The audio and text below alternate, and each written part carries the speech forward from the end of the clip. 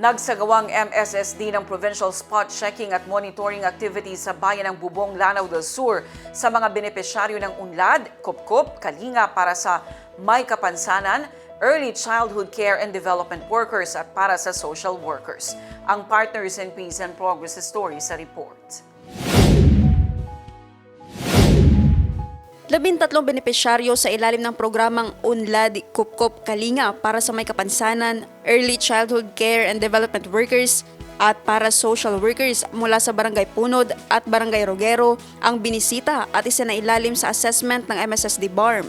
Layunin ng nasabing aktibidad na masuri ang kasalukuyang kalagayan ng mga case folder ng mga benepisyaryo, lalo na ang mga kabilang sa case managed programs tulad ng UNLAD at Kupkup.